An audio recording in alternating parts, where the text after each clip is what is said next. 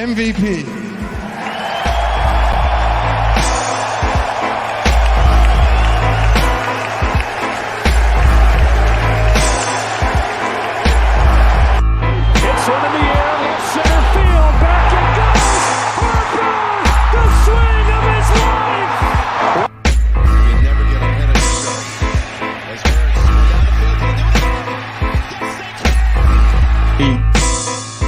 Rent do every day. It's always been that way for me.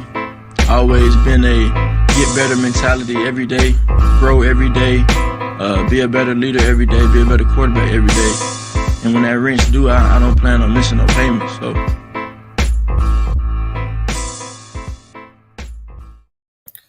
Welcome, ladies and gentlemen, to 3 in the Keystone, episode 62. An Old City Sports Network podcast. Little two-man show to start tonight. Myself and Al Ryan. Chris Guest missing in action tonight. Back to school night for the rookie teacher. Al, let me ask you. Do you think Chris is more nervous for the first night we went live or for his first back-to-school night? Well, listen, I don't want to put my man's business out there, but we know that he succumbs to the sweaty pits here and there. And I got to imagine right now, he's got waterfalls running down those sides. It's tough. It's tough your first year. You never know what you're going to get. But the one thing he has going for him is he's a specials teacher, so he's not a core content teacher. And on back-to-school night, specials teachers usually don't get too many visitors. So how does it work? The parents just kind of like an open house? Every school is different. At my school, what it is the parents run through the schedule, their child's schedule. So, for instance, if they had Mr. Guest, then he would get a group. So, but some parents, the veteran parents, they'll skip certain things because they know, like, we don't have to go check out the communications class. We can go check out another class. Interesting. Savvy vet move. Well, let's shout out our boy Chris. We're gonna definitely miss him tonight. But episode 62, it's an easy one, Al. Eagles, Mount Rushmore. It actually coincides with the debut of his film today. It's the Jason Kelce episode. Well, it is, but I do have a couple in the pocket for you here. So I looked up basketball. Do you know who the only NBA player ever to wear 62 is? Can I get a team name or an era? You can he was a notable Sacramento King for a little bit. Can I get an era? A year? Yeah, like our high school, when we were in high school. Scott Pollard, 62? Scott Pollard! That's Scott Pollard, one team. What a bust out.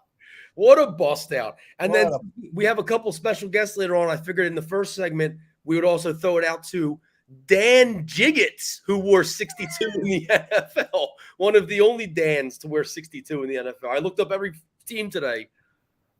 Yeah, I thought this was a gimme. I didn't do a ton of research on it. You got to go arguable Mount Rushmore Eagle of all time with Jason Kelce. But Al, you did drop a little spoiler. We will have a special guest on for segment 2 and another special guest for segment 3. And we're going to have our first live draft tonight, as I will defend my crown as undefeated. Al's bringing in the reinforcements to do what he can to take away the throne. But stay tuned for segment 3. If you haven't followed us before, we do some off-the-cuff drafts. And this night's topic kind of plays into where Chris is tonight. We're going to talk about the greatest things about school.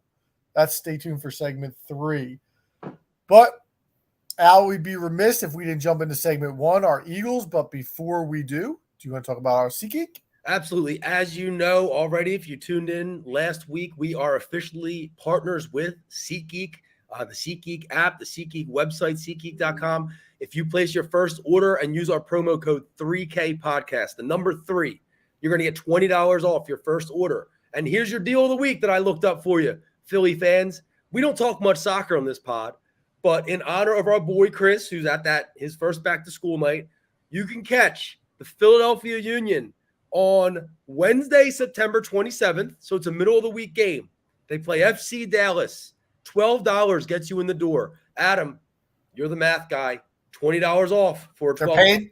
They're paying you to go to the game. You get your boys. Everybody use the code. Everybody wins. All right? So everybody wins. SeatGeek 3K Podcast is the promo code. $20 off. And if you're looking to spend a little more money, I looked up the home opener Eagles Thursday night. I think I saw the cheapest tickets about $140. Take 20 off, $120 for the home opener. Beautiful night, supposed to be. There you Watch go. the Eagles take on the Minnesota Vikings. And that $20 on a beer on us. There you go. All right, Al. Week 1 in the books. Eagles beat the New England Patriots 25-20. It looked really good early. They jump out 16-0 before you blinked your eye. And then the rest of the game, it just felt like they were holding on. I talked to a guy at work this morning who is one of the most diehard Eagles fans I know. And he said, if a win ever felt like a loss, that was it. But I think last week on the pod, we kind of got into the fact that it may be an ugly game. And we talked about, could week 1 be a trap game? And I kind of thought that it was going to go this way. I think just the fact that they jumped out to that lead and the way it kind of slipped away is what gave the sour taste in everybody's mouth come the end of it. Yeah, it was one of those where, I mean, some people, I don't know. I mean, it was early, but you might have walked away from the TV at one point and started doing, some chores here and there. It was a late game. You might have said to yourself, okay, I can get dinner ready, put some dinner on the table for the kids. But it turned out to be the dogfight that I think all three of us had predicted. Now, admittedly, I did say I used the term something like dogfight, but not really ever close. And that was not true because I was convinced we were losing that game in the fourth quarter, especially after that touchdown late in the fourth quarter where New England goes on to score in less than 2 minutes. I said to myself, this is it. We're losing this game, and especially after the fumble. But I think we wanted to start with some positives, right? Because a win is a win. Right. Let's get in. Let's hear, what do you have for your good takeaways? Well, I have 3. So number 1 for me is the defensive line. And I think that Jalen Carter, and we talked about it, how it could be an ideal game for this Eagles defensive line with the Patriots having some struggles on the offensive line. Jalen Carter comes out and just puts up a monster game, and one that when we were talking in our text thread, you had mentioned that you weren't sure about, his production on the field that afternoon. I don't think a lot of it came up on television, like if you were watching the game. I think a lot of it afterwards when you watched highlights or looked up stats. But Jalen Carter was out there for 40 snaps. That's 50% of the game. He had, 8 total pressures, which was the most in the league in week 1. He had 7 hurries, most in the league in week 1. He had a huge sack in the fourth quarter, and he had a 25% pass rush win rate, which was the 5th highest in the NFL in week 1. So you couldn't really ask for more from our rookie stud, Jalen Carter. Jordan Davis, I think he was one that did pop off on your TV. He seemed to be in the backfield causing havoc almost on every play, along with Josh Sweat, who had 3 tackles and a tackle for a loss. So I think that the defensive line was probably, for me, like my gold star of the afternoon. Yeah, no, I think you're right. And, you said it first in the text thread, it was, I hadn't heard Jalen Carter's name a ton, and I looked at the stats. He didn't really have a tackle. But you watch some of the Twitter clips of him getting off the ball and his pass rush, and he was in Mac Jones' face all night and does getting the sack late in the game, which obviously every drive towards the end of that game was huge for them. And you said the best, Jordan Davis, he caused the fumble early in the game by Zeke. He broke out as well. I thought from a defensive standpoint, it felt a little bit like last year minus the sacks. It was a lot of Ben. In the second half, you say what you want about the middle of the field getting picked apart, and we'll dive into that when it gets to the bad stuff. They only gave up 6 points in the second half. Yep. And they came through on 3 of the last 4 drives. They end up turning the ball over on downs, including, Hurts gives them New England a great field position with his fumble with 3 minutes to go, and the defense steps up and gets a stop. There are definitely some weaknesses compared to last year, but I thought the defense did a pretty decent job overall, and they get the pick 6 to put some points on the board early in the game.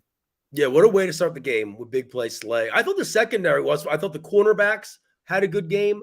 I mentioned in the text that I didn't think the safeties were having a good game, and I know that Reed Blankenship ended up leading the team in tackles, but I think that was more because of the result of the linebackers not doing their job. And I know we're going to get to the negative, so I don't want to get there yet. So I will say I do think the corners had a very good game. And for me, dude, look, offensive MVP of the game, was it Jake Elliott? Yeah, I got him in my notes for good as well. Jake Elliott? Listen, dude, it's 250-yarders? Having a good kicker is a huge deal. And you look at a team like Baltimore, who's had Justin Tucker for the better half of a decade, and when you give the guy, you have a 45, 50-yard field goal, and you're confident in sending your kicker out there in all conditions, That's a hell of a weapon to have because there's a lot of teams out there that don't have that. Yep. And Jake Elliott has proven to be the best kicker since Akers, probably. Yeah, absolutely. 100%. I mean, Akers was a stud. But no, Jake Elliott did his job outside of the early missed extra point. I have him as, having him as a weapon, probably a top 5 kicker in the league over the last few years is a big deal. Yeah, definitely. Now, I will say this. That's where it kind of ends for me as far as the positive. So if you have any more, feel free. I have one more. And Okay. I don't want to get basic on you, but a road win over a Bill Belichick team, no matter how it comes, is a positive. Yeah. Right? Yep. I agree. Belichick, it's a season opener. They've been preparing. They've been looking at game film. They knew what they were getting into. You go into New England and win a football game, that's always a good thing. Yeah, and let's be honest, like you said, it's the belt. They have the coaching advantage, not only with Belichick, with Bill O'Brien. I mean, they have the experience, and it showed a little bit in that second half. Well, we'll talk a little bit about that as we transfer. Are you ready to get into the bad stuff? Yeah, let's go. Negadelphia. Here we go. 1-0, but here comes all the bad. All right, I'll start. I have a lot on my list here. Yeah, me too. I have like a page of negatives. I know it's really sad that the expectation is that high, but first of all, the offense was, 2 words are boring and stagnant. Yep. I thought the first half was Brian Johnson called it an extremely conservative game. I thought he tried to open it up in the second half a little bit, but it was too little, too late. It just didn't seem to me like they had any juice at all. It was almost like they went up 16-0, and Brian Johnson said, "We're going to sit on this lead for the rest of the game." And I'll give some credit to New England's defense. I think they have a very, very good defense. I thought they have a really good pass rush. Christian Gonzalez seems to be the part as a rookie cornerback, being put on an island against A.J. Brown many times. But I just thought the offense came out with zero juice and zero energy. And I hate to use the term Super Bowl hangover, but it certainly looked like a team playing with a Super Bowl hangover in week 1, which I was kind of shocked to see. Yeah, I mean, we watched a quarter and a half of 3 and outs.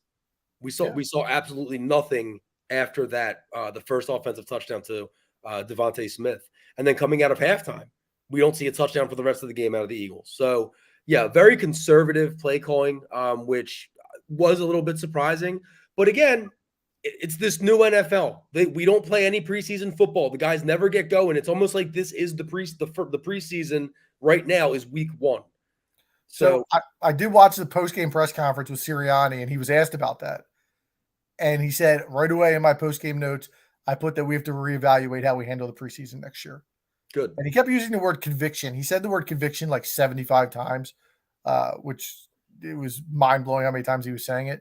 But he did say many times that they need to reevaluate how they're going to handle the preseason. And even it's a matter of playing a drive or 2 or 3, like they need to probably get that done in the preseason. Is that like, did you see Bryce Young, his post game? He said, "That's on me," like 12 times. Really?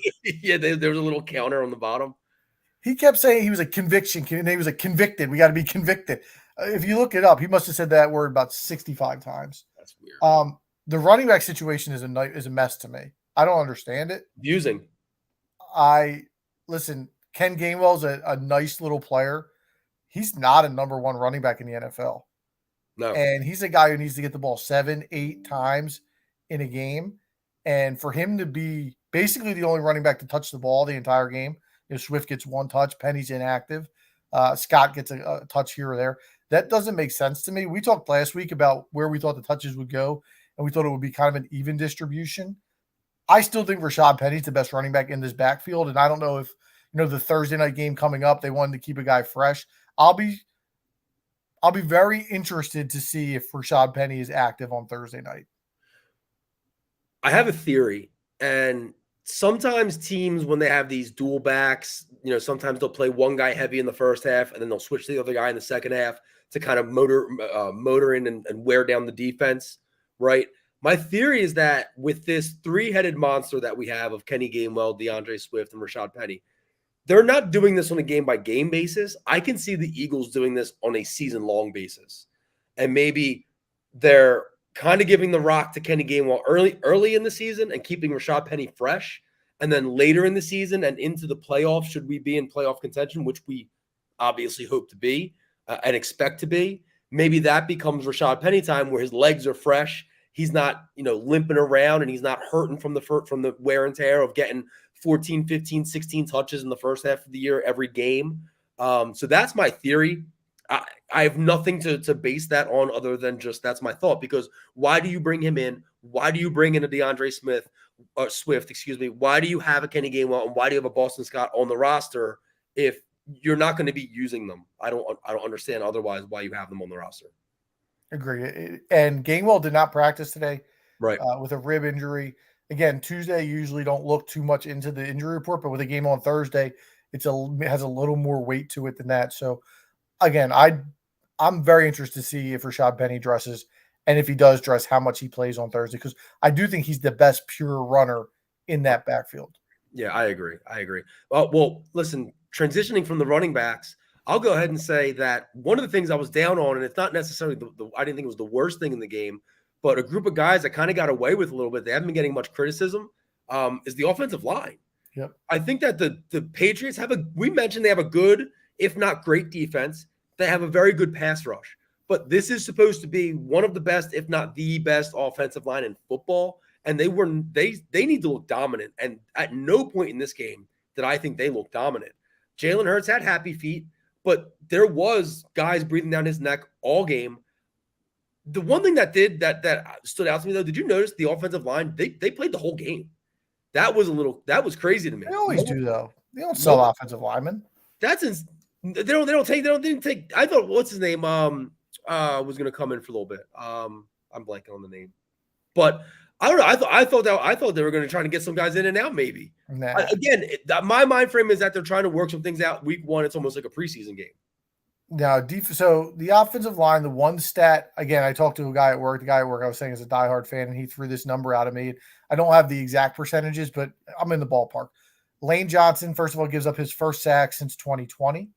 And Lane Johnson, I believe, of all the pressures on Jalen Hurts last year, was responsible for roughly 9%. Again, that number may not be exact, but we're in the ballpark. Right. He was responsible for about 40% of the pressures on Jalen Hurts on Sunday. So again, you have an older lineman like Lane. I'm not ready to panic yet, but it's something to keep an eye on, because again, Father Time shows its face rather quickly, and you can get old very quickly. Again, New England has great pass rushers.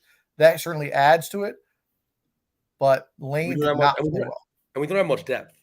We don't have a ton of depth. You're right, because they lost a couple guys in the offseason with obviously Sayamalu, and that bumps up Juergens to the starter and so on and so forth. You see the domino effect that comes with that. It's not great as Dillard was. He's another piece. Can we talk about the biggest issue of the day, though? I don't know if it's the biggest, but we can talk about it. The spine of this defense is terrible. Okay, that is the biggest. Okay. That is the biggest. First of all, Nakobe Dean is already hurt. Yep. Probably going to miss at least a month. And he was hurt all preseason. Like, the writing was on the wall with this dude. Well, his story coming out of college was that he was injury prone. Yep. Zach Cunningham looks like he moves in quicksand. Who the hell is he? Well, they picked him up halfway through training camp when they realized they had a linebacker problem. Did you see the stats that he has like the highest passer rating of a linebacker, like against the line when throwing to a guy defending or whatever? He has the highest passer rating in the league in the last 5 years. Well, when you have cement in your shoes, it's hard to cover. It's crazy. And then you couple that with the safety issue. Again, you talked Blankenship earlier. I actually don't mind Reed Blankenship, but he can't be your best safety. He needs somebody there to support him. And when it's Justin Evans, that just ain't it. Like, who the hell is Justin Evans? And what happened to Terrell Edmonds? They pick him up in the offseason. Him and Sidney Brown both. They're all this praise all preseason long. Like, what were they? What were the Eagles coordinators? Oh, we're going to sneak Justin Evans onto the field. Nobody's going to see it coming. Like, who the hell is this guy? He stinks. So listen, at the end of the day, I talked about this in the preseason. The defense was great last year, but you lost 5 guys. There's no way they were going to be as good as they were. And I think we always moved over the fact that we lost TJ Edwards and Kaiser White. Like, they weren't big deals. Everybody talked about Gardner Johnson and Hargrave, and rightfully so. But those other guys were a part of this defense. Yeah, and we thought we were just throwing guys in there. Again, they had high hopes for Nakobe Dean, but he hasn't proven to be able to do anything, especially stay on the football field. So they're going to have problems in the middle of that field. And Howie may have to look to the trade market. I know they picked up a guy today from the practice squad from Tennessee, but listen, when you're signing guys off other guys, to the practice squad that are on the market now, they're on the market for a reason. My question is this, though, about that guy, and this is where we miss Chris, but the guy that they pick up, Rashaan Evans, former first-round pick, he had a career-high 159 tackles for Atlanta last season. What the hell was wrong with this guy that nobody wants him? Listen, sometimes the tackles numbers can be inflated. It's like a guy in the NBA who scored 22 points per game last year, and you bring him on your team, and you're like, oh, this guy just jacked up a lot of shots. I get that, but close to 10 tackles a game is close to 10 tackles a game. The kid's only 27 years old. I mean, there has to be worse. There's worse on this roster. There's a reason why some of these guys are on a waiver wire, man. And we'll find out. I'm not going to pretend to be an expert on Rashaan Evans, or whoever, whatever his name was. But we'll see. I mean, listen, they need bodies at this point. Let me ask you this. How much of this going forward is going to be a personnel problem versus a coaching problem? Because I understand that this is Sean Desai's first game as a defensive coordinator for the Eagles, but he's got to figure some stuff out because we have too good of a defensive line. We have too good of a cornerback room on this team. Even with, I know Bradbury's out now in the concussion protocol, but we're too good in other places on the field for him not to figure this out and kind of hide these linebackers in a way so that running backs and tight ends aren't catching what they receive for about 200 yards Sunday. Shout out to Chandler in the chat, says Reed's a great safety. Birds need to chin up. I don't know about great, but I think Reed can play. I look at it this way. I'm going to give the defensive coordinator a little bit of a pass. When you're like, again, let's look at it from our job perspective. If you got put into a leadership role at your school and the year before the school had performed extremely well, right? I think you come in and you let that system play itself out, right? You're not going to go in there and change X, Y, and Z for something that's been working for the past year, got them to the Super Bowl. But I think as you see it develop and you see the personnel changes in what this team needs, then you kind of put your influence on it. So I think he's going to let these guys play the same system they played last year. Again, you saw it. I think they only blitzed 15% of the time the other night. It looks very, very Jonathan Gannon-esque. Yeah. And I think if that proves itself to not work, then you're going to see some wrinkles here or there, I would hope. I was going to say that, but he was throwing some exotic blitzes in there. I saw, the one blitz at the end of the game is what got the sack. Yeah, some delayed blitzes got thrown in there and some weird safety blitzes. I think Reed tried to blitz at one point. I don't know. But they still didn't blitz. They didn't blitz at a very high percentage. They didn't.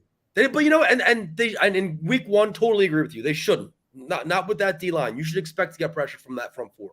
Didn't hear much from Hassan Reddick either. No, he was quiet, but again, I'm not watching and not being able to see every play. I'm imagining that the Patriots had a game plan for him with the amount of time that Josh Sweat was in the backfield, with the amount of time that Jordan Davis was in the backfield. Last note I have, I want to ask you, that 4th and 2 call at the end of the game for them to go for it on the New England 44. Where do you stand on that? I loved it. I was 100% saying we got to go for it as soon as it was 4th down. We are a Super Bowl contending team that got there on the laurels of we're a ballsy team, and that's the kind of stuff that we go for. You can't not go for it right there with Jalen Hurts, with that offense, with that offensive line. You can't not go for it. I hated it. How can you hate it? What'd you hate about it? I'm a conservative guy by nature, and I'm playing that situation. Again, I look at it as if it was almost an analytics play, and I look at analytics as kind of faulty because if I'm going against Patrick Mahomes or I'm going against an elite quarterback, I'm going for it. All right, I'm trying to win the football game and not give him the football. For me, the way my offense had played the entire game, I'd rather make Mac Jones go 85, 90 yards and score a touchdown and beat me at that point in the football game. That's where my head's at, is that I'm going to play to the strength. And I didn't think the strength was the offense on Sunday. So I thought it gave him a short field after a drive where they came down and scored a touchdown. I didn't like the move. But I'll give credit to Sirianni, and that's his MO, and he stuck to it. So it is what it is. It's not necessarily my style in that situation. Okay. I mean, I just think if you're leaning on your defense, you're going to trust them to stop this team, this Patriots team, 55 yards away and listen, who's our punter? I know. It's a circus. You put the ball in his hands. But worst case scenario, they get the ball at the 20. Worst case scenario. Yeah. Best case scenario, we're back on the field on offense, down 1 or down 3. Yeah, that's true. All right, but listen, either way, 1-0. They obviously have a short week this week. We get the home opener with Minnesota. 7-point favorites. What are your thoughts on the game Thursday? Can we make it clear? No concerns about Jalen Hurts. No, but he didn't play well. He didn't play well, but no concerns. Not yet. No, absolutely. Yeah, okay. Just want to make that clear. Minnesota. So Minnesota also didn't look good. They completely blew that game, right? So they give up that 4th and short, deep in their own territory where Tampa Bay goes for it. Losing to Baker Mayfield's got to suck more than losing to most other quarterbacks in the NFL, I would imagine. Look, they're coming off a terrible home loss. It's a short week for them. Thursday night home game for the Eagles. I can't see right now Minnesota being able to pull it off. There's some other teams in the league that I would be a little bit more worried about. At the end of the day, I still have a lot of faith in this Eagles team. I still trust that they're going to, they're still one of the best teams in the league, and especially in the NFC. I think they're leaps and bounds ahead of a team like the Minnesota Vikings. So I have them winning Thursday night. Give me a score of something. Let's say the offense gets going. So let's say something like 34-17. Okay, so you have a little bit of a blowout. I'm going to kind of go the other way. I think the Eagles will win. I think the home crowd will give them a little bit of a boost. But, we sat here for 20 minutes and talked about some issues personnel-wise, especially with, like you said, the middle of that defense. And I don't know if 2 or 3 days is enough to fix that. And you look at a Minnesota team, first of all, they're coming off a terrible loss, which you mentioned. We'll talk a lot about bounce backs in segment 2 tonight with some other stuff. I almost would have rather them have beaten Tampa Bay and felt a little bit better about this game than them coming off a big loss. They have 2 guys. TJ Hawkinson obviously works in the middle of the field as a tight end, but Justin Jefferson, the best receiver in the game, he lives in the middle of the field too. Yep. So I'm very curious to see how that plays out. Bradbury probably out for the game already.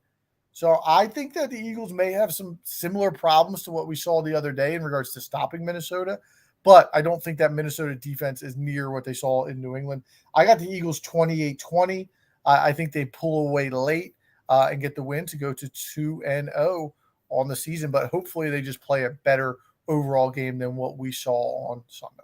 I just got a text from Chris. I asked him for his prediction, and he said the Eagles are going to win 100-0. So if we want to put that and make that official, there's our resident Homer's pick. 100-0, straight from back to where's he at? Upper Marion? Yeah, Upper Marion. Straight from Upper Marion, 100-0. Any other thoughts before we close out segment 1? No, listen, it's no time to panic. It's week 1. We're about to get into a segment that's all about overreactions. Eagles fans, don't overreact in a negative way to week 1. A win is a win. We're going to look back at this in 6 weeks and not even remember how bad of a win it was. Absolutely. But before we jump into segment 2, Al, I want to talk to you about a new sponsor that we have. What do we got? And that is, if I can get it to come up on the screen. Oh, there it is. I don't know why it's coming up like that. Second. Warlords, men's grooming essentials. They are a new sponsor to Old City Sports Network. Visit warlordbeardoil.com and use the promo code OCSN15 to get 15% off of your order. Al, I'm not a big beard guy. I've never really done the beard. But I think you have for a period of time, right? I've had a beard now for got to be at least 10 years. You use the oil? You use that stuff? I've used it before when I've grown it a little bit longer. Now, right now, it's not really long enough for me to really get into it with the essential oils, but this Warlord stuff sounds like a good deal. And listen, if you follow Old City Sports Network, Flyers Alley specifically, I believe they're doing a raffle this weekend. So follow them on Twitter, where they're going to be giving away $30 worth of Warlords grooming essentials for just watching the show and being a part of the raffle. So stay tuned for that. Plenty of free gear. I believe the guy who runs the company is also a veteran. So if you're into that stuff, supporting the country, I don't see why you wouldn't be. But check out Warlord. Again, the website is warlordbeardoil.com. So it's all the bears, all the listeners, all the diverses out there. There you go. We got something for you. Absolutely. All right. We mentioned we have a special guest. He's been sitting in the waiting room for quite a while. He is here in the green room. He's been sitting in the green room. He's here to discuss NFL overreactions. It is Dan Claycomb, a.k.a. the Big Tuna. How's it going, guys? What's going on, buddy? Welcome to the live show. First time. Great to be involved. It was interesting hearing you guys complain about your team's win for the first segment. That must have been nice to have that sort of first week now that the NFL's here. Yeah, Dan, you're a known Steelers guy, right? I am. I'm a Steelers guy. You were probably hyped last week when Al was hyping you guys up. He put the caboose on you. No, once Al got on the bandwagon, it was like, oh, we might be too popular now. We might have a problem here. Ooh, whoa. I don't like that. Because that might be the first positive things I heard you say about the Steelers in 20 years. So I got a little iffy once you were getting on board. Look, I'm the host of a live syndicated show now, too, and I got to be objective. Well, it didn't used to be that way. I wasn't used to that. Objectivity prevails. Yeah, just banter in our living room is a little different. So listen, we all put together 2 overreactions, quote unquote, based on the week 1 games that are in play, and we're going to determine whether or not it's a big overreaction, a little overreaction, or not an overreaction at all. But before we do, we were basing this on Sunday's games, and we'd be remiss if we didn't at least touch on what happened last night. Aaron Rodgers goes down 4 plays into the game. The New York Jets fans, I can't even – you know what? I say you can't even imagine it. Al, the thing you wanted to say was, what did you say? Are they the most hard luck team, or do you feel bad for them? Do you feel bad for them? Is this the worst injury, maybe perhaps in NFL history? Dude, we're Sixers fans. I don't feel bad for anybody. We go through hell. I don't care. Yeah, it's a bad break. It sucks. It's terrible. They haven't had a quarterback since Testaverde. But listen, that's the way it goes in sports sometimes, man. You know, I was listening to Simmons today, and he had the nerve. He had a Jets fan on his show, and he had the nerve to compare it to when Brady went down with the ACL in week 1. No. Like, brother, they won 2 Super Bowls prior to that. The Jets haven't won squat since, 1960, whatever, with Namath? The guy runs the flag out for 9/11. The place is going nuts. Monday Night Football, national TV, first drive. They had Hard Knocks. The hype was so high for it. He didn't even complete a pass. They went division to win the division. The Vegas odds went ballooned to like plus 900. Dude, we talked a couple and they weeks won. ago. And they won the game. It went to plus 900. We talked a couple weeks ago about backup quarterbacks that just don't want to get in the game. Dude, Zach Wilson, like, he probably still wants to play a little football, but he wanted no business getting in that game at that point in time. So, guys, go ahead and rank them. If you're a Jets fan, who would you rather have starting for the rest of the season? Zach Wilson, Nick Foles, or Carson Wentz? Zach Wilson. I'd still say Zach Wilson too. Yeah, I agree. If you bring in Wentz, that's a disaster. And Foles, come on. Is Wentz 2 though over Foles? I mean, you feel the guys will know better. No, I don't think you can go Wentz. He's already killed 3 or 4 franchises. Like, what is the point of bringing in a Carson Wentz at this point? Yeah. That would be a disaster. I think you just have to see what you have in Wilson, and you just have to let it ride. Maybe bring in like a Flacco who's been there in that system before to back him up. And then if you have to go that route, you have to go that route. But you're not getting anywhere with Wentz or a Foles. What's Josh Johnson doing? Yeah. And it got quarterback the NFC Championship last year. All right, gents, let me start it off. I will go the Cincinnati Bengals will miss the playoffs. Wait, did we talk about what we're doing? Yeah, I said we're doing a small overreaction, a big overreaction, or no overreaction. All right. All right, so Cincinnati Bengals obviously go into Cleveland and get their ass kicked, as predicted by a couple on this podcast in our bet segment. But the Cincinnati Bengals will miss the playoffs. We'll start with Tuna. Big overreaction, small overreaction, or not an overreaction? Big overreaction. They started 0-2 last year. You know, Burrow was coming off an injury. They certainly have enough runway to, and have shown it before, that they can bounce back. So I'd say big overreaction, just 1 week. I agree. This is a complete over. This is probably the biggest overreaction we're going to hear tonight. Not only were they 0-2, at one point they were 4-4, so they were 500 on the season. And then they ripped off 8 straight wins to end the season last year. Obviously, of course, the Week 17 game getting canceled, so that it could have potentially been 9 straight wins. Last year, San Francisco goes into Chicago Week 1. They lose in a mud bowl with a total disaster. Trey Lance at quarterback. They go on to make the NFC Championship game. I still think the Cincinnati Bengals are too good, top to bottom, and I don't believe that the Browns are as good as they may have looked in Week 1. Although I still think Pittsburgh potentially has a chance to compete in that division, despite what Mr. Diversa is saying in the chat with Kenny Pickett going to be free soon from Pittsburgh.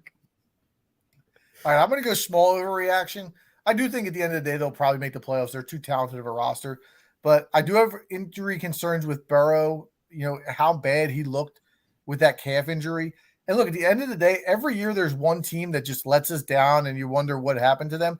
And listen, the AFC, when I look at the playoffs, I could be wrong, but I have these following teams in: Buffalo, Miami, Baltimore, Kansas City, Chargers, the AFC South champs. That's 6.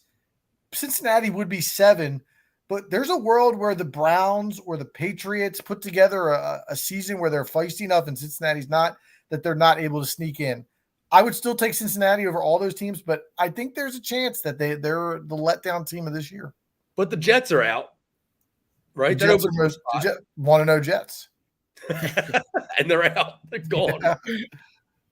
All right, so that was one of mine. Let's go to Al for one of his. All right. So my first one is about our good friends south, the Dallas Cowboys, and I want to know: is this an overreaction? Whether or not they have the best defense in the NFL? All right, I'll open up. This is a big overreaction. You want to talk about Cincinnati being the biggest? I think this is the biggest. The defense is good. They may have the best defensive player in the NFL in Micah Parsons. I know the Penn State homers loving to hear that. San Francisco and the Jets, they're the best 2 defenses in the league by far, and they did absolutely nothing this week to bump them off that podium. And we mentioned what happened to the Steelers. I mean, a lot of that's that San Francisco defense, and that Jets defense looked as nasty as ever last night. So I don't know how you could take a defense that was 12th in yards last year, 5th in points allowed. Yes, they add Stephon Gilmore, but beating up the Giants in the rain, I'm not ready to propel you to number 1 in the entire league at this point. Defense is very good, but it's not on the level of San Fran and the Jets. Those are the 2 best defenses in the NFL. Yeah, I'll take it down a little bit. I'll say little overreaction. They're certainly on the short list of teams that would be there, but it's the Giants. I mean, beating up on Daniel Jones doesn't prove much. So they would have been on the short list before the season. They're staying on the short list. But man, I mean, it's a good defense. It's a good defense that can't be denied. At what point did you guys turn off the game Sunday night? What was the score when you turned off the Sunday night game? Well, I had a parlay, and the only thing left that I needed was a Darren Waller touchdown. So I left it on for probably longer than most people. Safe to say that didn't happen. Didn't happen. Yeah, I turned it off at halftime. I don't remember what the score was, but that was enough. I think it was 26-0 when I pulled the plug. I will just say one thing, though. You mentioned Micah Parsons and Stephon Gilmore. Trayvon Diggs is still a heck of a corner. DeMarcus Lawrence is still a very good player on the line. And they do have that Leighton Vander Esch, who love to say his name, but still could be an impact player. You love the 3 named white linebackers. Your boy last week from the Packers. Are there? What was the guy from the Packers last week? I'm drawing Lucas Van Ness. You referenced him last week. Yeah, the big Lucas Van Ness guy. Did you see him run down Justin Fields? Yeah, he ran down Justin Fields. It was impressive. That ball. All right, Tuna, hit us with one of yours. All right, big overreaction, little overreaction, non-overreaction. The Pittsburgh Steelers will be one of the worst 5 teams in the NFL this season. Al, go ahead. So their first 5 drives were 4 3-and-outs and a pick. I don't know what was going on. You talk about play calling. I think it was 10 passes to 2 runs. Now, obviously, they got down in a hurry, so they abandoned the run right away on Sunday. But when you have a guy who can wreak havoc the way TJ Watt does, a bona fide annual Defensive Player of the Year candidate, I don't think you can be one of the worst 5 teams in the league. He alone, I couldn't believe his numbers. These are Madden numbers. 3 sacks, a tackle for a loss, 2 forced fumbles, and a fumble recovery. I think that loss to San Francisco was more of a reflection of how good San Francisco is, more so than how bad Pittsburgh is and our boy Brock Purdy and Chris's boy Brock Purdy potentially taking a leap this year. And moreover, I just think that there's some really garbage teams in this league. You want to talk about AAU teams, Diversa, Arizona, Houston, Carolina, Tennessee, Indianapolis, the Giants, and the Bears, I think are all just garbage teams. And Pittsburgh's better than all of those teams. There's rumors today that Pickett may have got Tua'd the third play of the game. Did you see that, Tuna? Oh, really? No, I missed that. Yeah, there was a rumor that he got thrown on his head the third play of the game, and he may have got a concussion.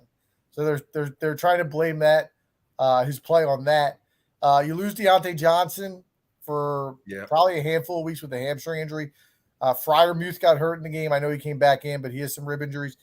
There's too much pedigree. There's too much pride.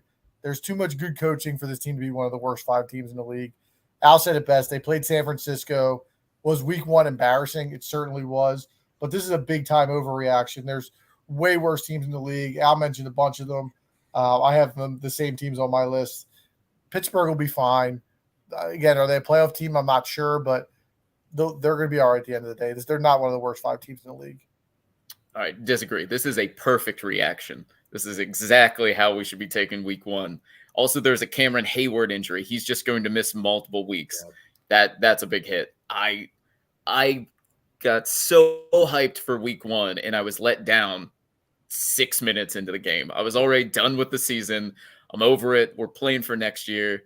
I think it's, maybe there's potential for next year because there's a lot of young pieces around. But I'm already out on this season. We are 4th place in the AFC North. Wow, We're done. Wow. Well, you made it longer than Jets fans if you made it 16. Yeah, I got through a couple drives at least. Wow. No, I'm probably a pessimistic Steeler fan by nature, but I felt so down after the game. And similar to Guest, I am way down on Brock Purdy. I don't consider him that good of a starting QB. I looked like a fool immediately with that opinion in that game. So, we'll see what next week brings. You guys could guess the Brock Purdy text thread on Sunday was hot and heavy at 1:45, and Mr. Guest was nowhere to be found. Shout out Trey Turner, just homered in the 9th to tie the game. Oh, let's go. Yeah, they were down 6-1, I think, at one point. They were 6-1 going into the 6th. Yeah, Harper hit a homer earlier in the game. These guys just always fight back, and then the bullpen finds a way to blow it. But we'll get back on topic here. I'll go with my second one. Diversa in the chat, he's going to love this one. Tua is a top 3 MVP at the end of the year. Al? All right. I also have this as a big overreaction. Here's his competition, right? Despite week 1. And also for some of these guys I'm about to name, maybe because of week 1. Patrick Mahomes, Jalen Hurts, Josh Allen. I know he didn't have a good week 1. Joe Burrow. I know he didn't have a good week 1. Dak Prescott, Trevor Lawrence, Lamar Jackson. And then you can even throw in Brock Purdy, Jordan Love, and your boy, Seltzer, Christian McCaffrey. I think that this is just too big of an uphill battle to climb. He's going to have to put up special numbers, and Miami's going to have to win about 12 or 13 games for him to finish top 3. And I think having Tyreek Hill and Jalen Waddle actually hurt his case because it's going to force him to have to put up a monster season.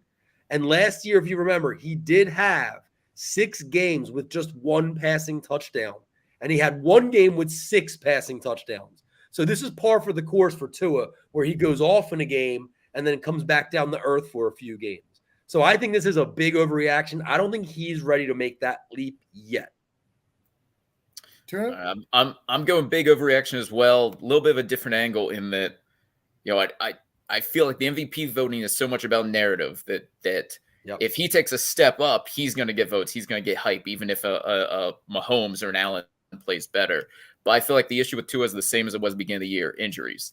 I still don't feel that good about him making it through without missing any games. And I feel like even if he misses 2 games, that's going to be enough to keep the numbers low to miss out on top 3 voting. I feel a lot better about the Dolphins, but, I still worry about him staying healthy the whole season. Yeah, look, 2 games. It was enough for Hurts to not win the MVP.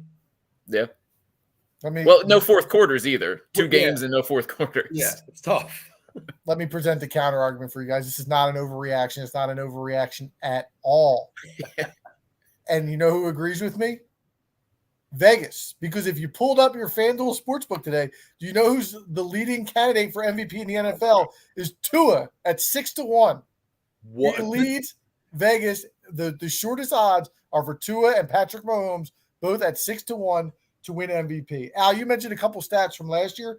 Before he got hurt last year, he was 8-3 in the games he played the majority of. If you extrapolate the numbers of the starts he played, I'm taking out 2 games. I'm taking out the Thursday night game against the Bengals when he got knocked out. I believe it was in the second quarter. And I'm taking out the Packers game where he got concussed midway through the second quarter and then played the rest of the game, not knowing where the hell he was. His stats would have been 4,800 yards, 37 touchdowns, and 6 interceptions. He got the weapons on the outside to put up those type of numbers over the course of the year. And I think this Dolphins team is going to be really, really good. Tuna mentioned it's a narrative thing. You don't think if this guy puts up those type of numbers coming off a season where he almost retired because of the concussions, that he's not going to have the voters behind him? I'm not saying he wins the MVP award, but he's in the top 3 at the end of the year. I don't even think he can win comeback player of the year putting up those numbers because Damar Hamlin's got that wrapped up. Damar Hamlin doesn't even suit up. It don't matter. He doesn't have to. It's crazy. I just think it's too much. It's too much of an uphill battle to climb. We've seen it in every sport where Tuna's exactly right. It's a narrative thing, and his name hasn't been in it long enough. But you could say the same thing about Jalen Hurts last year. Week 1. But even if he played 17 weeks last year, he wasn't going to win that award from Patrick Mahomes. There was no way. That's fine. The statement was top 3. I didn't say he was going to win MVP. I said top 3. He hasn't even been in the conversation long as to be top 3. That, in my opinion. Well, I'm saying neither was Jalen Hurts last year after week 1. Big overreaction. This is the righteous beef jerky big overreaction of the week. There we go. I fit it in. We definitely differ there. We'll have to come back there. I think you're just a bitter as a guy who has $20 against me with the Jets win total against the Dolphins win total. I think you were happy to get that win last night. You're at the count every one you get, boy. You ain't gonna get many. Look, Chris isn't here with that boy drop. Yeah, I might offer you guys a $15 buyout just to be nice if you just want it right now. All right, listen. Let me move into another because this kind of goes along with that. We were talking about awards here now. My next one is the Packers will win the NFC North, and Matt LaFleur will win Coach of the Year. How big of an overreaction is that one? Go ahead, Tuna. I'm gonna say no overreaction. They look good against the Bears. I know the Bears might be terrible. I mean, they were the worst team in the league last year, but they look good against the Bears. Love looked good. Again, Coach of the Year is somewhat about narrative. It's kind of the coach that comes out of nowhere, the coach that was expected to have a losing season and wins. So to trade away Rodgers, and then if they come back and win a division that's for some reason been handed to the Lions a little too early, I'm not quite sure why, but if they come back and win the division, get 12 wins, I mean, there's no reason why they couldn't do that. And again, they look really good. Love looked very well prepared for this. So I'll say not an overreaction on that one. Love it. I got it as a little overreaction. At the end of the day, it was still the Bears. And we just don't know. The hype train for the Bears was chugging along in the preseason, right? Yeah. The Justin Fields train was chugging along. And it was just moving a little too fast. And got a little off the rails there, and they got a little reality check. Look, the Packers are another team. They're, I talked to them like the Pittsburgh Steelers. There's a winning pedigree in that franchise. And Jordan Love has proven, with a game or two last year and what we've seen in the preseason, that he's at least capable of being an NFL quarterback. And I think, to your point, Tuna, is if they do pull this off and they do win 10 games and our division, he's absolutely in the running for Coach of the Year the way the narratives play themselves out by, again, trading Rodgers, essentially being a rebuilding year, and then coming up and making the playoffs. Still don't know if they're ready to overtake Detroit or Minnesota in that division, but I'm certainly more optimistic on the Packers than I was at this time last week. You wouldn't take them over Minnesota? Green Bay, Minnesota win totals bet right now? Yeah, I would still take the Vikings over the Packers right now, gun to my head, but I wouldn't feel great about it. Wow, okay. I took the Vikings in all of my division winner parlays. I took them in every one of them. Would you undo those now, though? No, I wouldn't. Not yet. Wow. Okay. Not yet. And I came into this year not a big Jordan Love guy, but I also came in this year probably the biggest anti Justin Fields guy. And Adam, I'm going to ask you this every week, just like I'm going to ask Chris every week about Brock Purdy. Are you ready to dial it back yet on the Justin Fields love? I said last week I was ready to dial it back a little bit. But you love him. You love not him. As much as Guest. Guest is the guy who loves him. Guest loves him. You love him. I think he's capable of being an NFL quarterback. He's he didn't play well the other day. I'm not ready to say I'm out on Justin Fields, but I'm not driving the train on Justin Fields. I was ready to not put him in my fantasy football rankings at all. That was Guest doing that. Point the finger there. So here's the Justin Fields update for the week. 1 pick, 1 fumble lost, 4 sacks taken, 1 touchdown thrown. I think he only threw like 3 passes more than 10 yards down the field. Yeah. I just want to end with this. So talking about Green Bay winning the North, if the division does come down to Green Bay and say a Detroit or Minnesota, whatever, Green Bay's last 5 games are at Giants versus Bucks, at Panthers, at Vikings versus Bears. I know there's 3 road games sprinkled in there, but those could be the worst 5 teams in the league when you talk about weeks 14 through 18 or whatever that is. So schedule shapes up nicely for them. And I agree with the narrative that LaFleur being almost like the shunned coach, right? If he turns his team around, they win 11 games and win the North. That's definitely a coach of the year candidate. Yeah. I'm with you. All right, we have one more. Hit us with it. Big, little, or no overreaction. Caleb Williams should limit his Zillow search to Nashville and Phoenix. He's not going anywhere else. Are you talking about like his decision to play there, or those are the only teams that'll finish with the number 1 overall pick? I'm saying either Houston, Tennessee, or Arizona will be the worst team in the league. And because Houston's pick goes to Arizona, then Caleb Williams is locked in to go into either Phoenix or Nashville because I suppose his other option is to come back to USC with that NIL money, but I'm assuming he'll come out and I feel like the worst teams in the league, it's got to be either Tennessee, Houston, or Arizona to be. And this is a little bit that the other teams, Al, even your list of the worst teams in the league, a lot of them won. Bucks, Raiders, Rams. Colts kind of looked decent. I mean, Richardson didn't look terrible. So I feel like there were 3 teams that I expected to be terrible, and they came out terrible. One of those 3 teams will be the worst, and because Houston sent their pick to Arizona, Arizona has 2 shots at it. All right, I have 2 other teams I want to put on the list. There is one team I do regret not including, but yeah, I'll let you go. I have it as a little overreaction because, again, I want to add some teams. I'm not ready to take Tampa out of that list. I still don't think Tampa's very good. They obviously need a quarterback. But let me throw something different at you guys. We just witnessed what was the guy who bought the Phoenix Suns? Do you remember his name? The Michigan State guy. Was it Ishbia? Ishbia, yes. Yeah. He buys the Phoenix Suns. He's a new owner. He's all hands-on. He wants to make a splash. He goes and trades for Durant. He trades for Bradley Beal. Wants to get himself known. There's another guy who just bought an NFL team. And I'm not saying that they will finish with the worst record in the NFL, but I wouldn't be shocked if they made a monster trade and gave up a boatload to move up to the number 1 pick, and that's the Washington Commanders. And I think that's something to keep an eye on. Because, again, I think when guys come in and buy teams, who wants to buy a team without a quarterback, right? At the end of the day, you want to put something on the field. I think they might end up mortgaging the future. You might see a Ricky Williams type trade offer that the New Orleans Saints brought out for the Washington Commanders to move up to the number 1 pick and take Caleb Williams next year, whatever you want to call it. Are you a Sam Howell guy? You love Sam Howell. What? All right, listen, the real question here is, are they worse than some of those aforementioned garbage teams that we've been talking about? I don't know that the Titans are.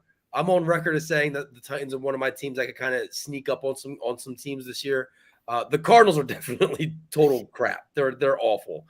So I think it's only a small overreaction. Here's the real question.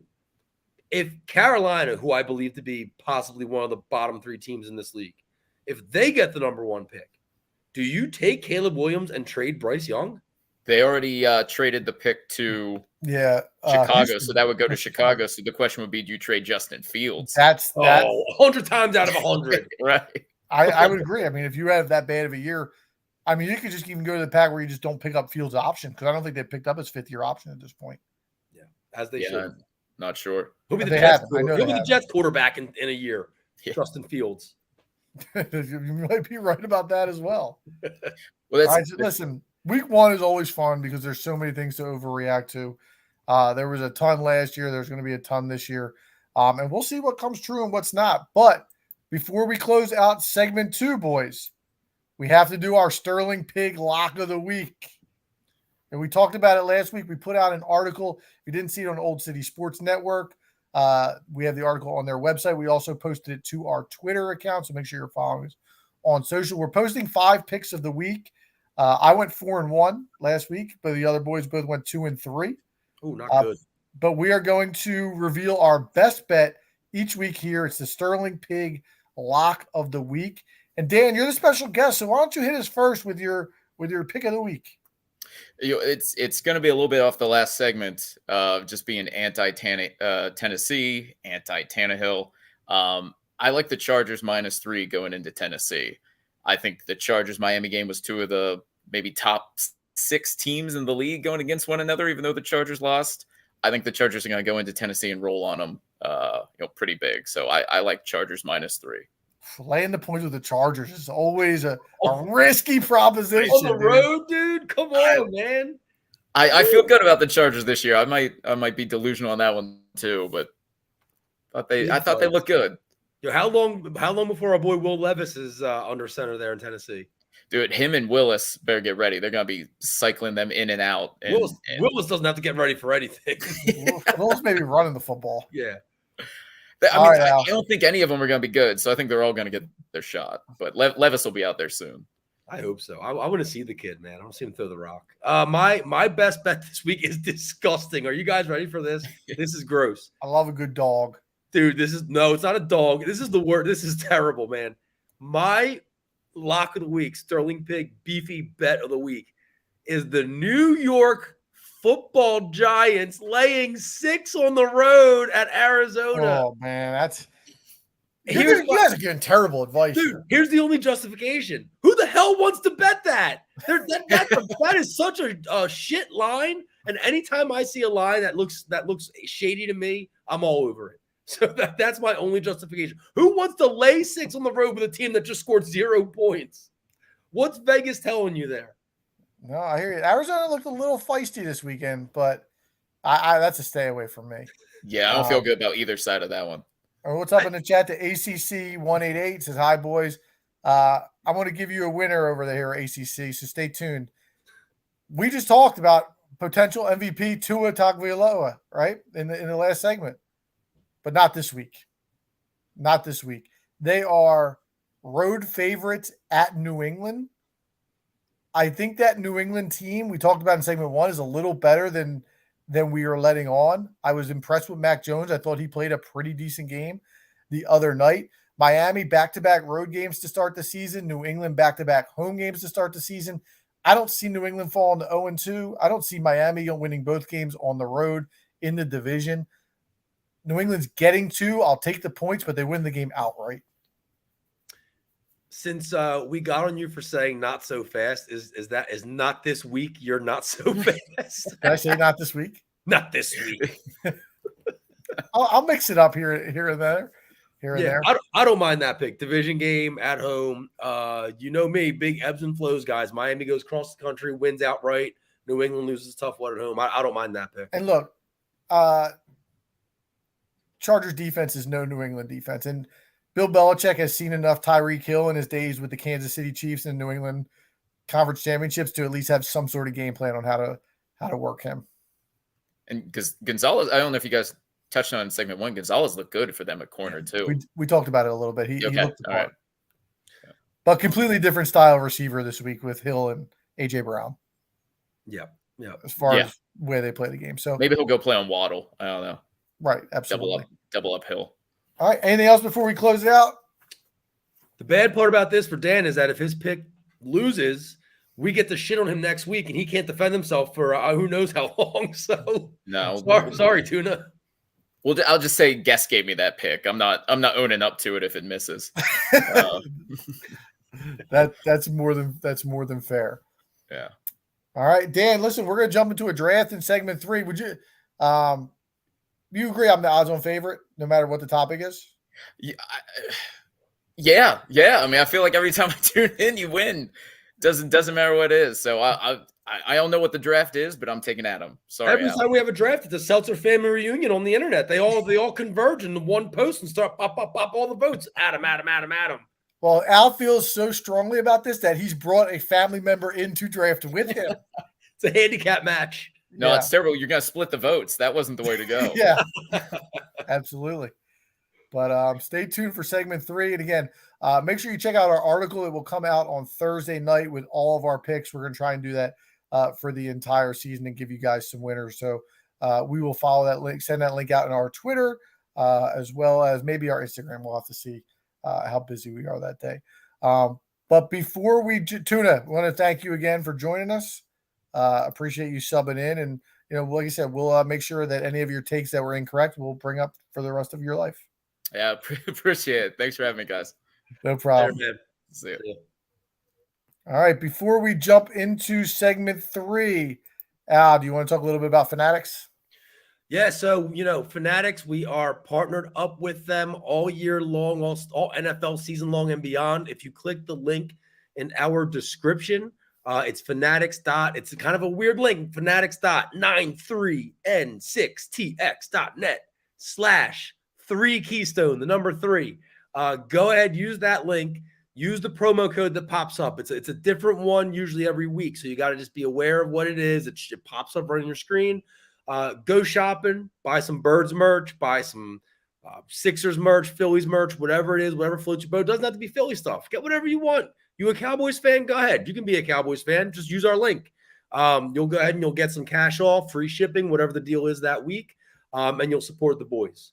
So go ahead and click that link. It's running across the bottom of your screen right now, and go enjoy yourself. Spend some cash at Fanatics. All right. We're going to bring in our other guest. I mentioned a family member. Yo. Whoa, what do we got? There's some echo going on in there. I was doing a little Woody Page action. What do we got? It takes a lot of balls. It takes a lot of balls to golf the way Al does.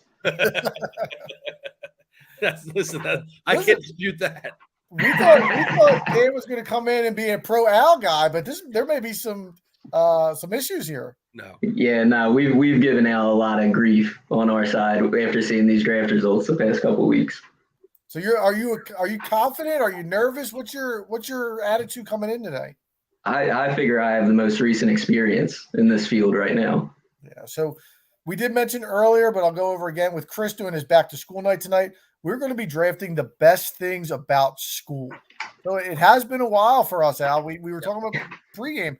We're a little bit out of the game. Our memories may not be as fresh as, Dan, what year were you out of high school? 2012. So that's a 9-year advantage on us, Al. But what's our audience? That's true. That's true. You got to play to the crowd. Yeah.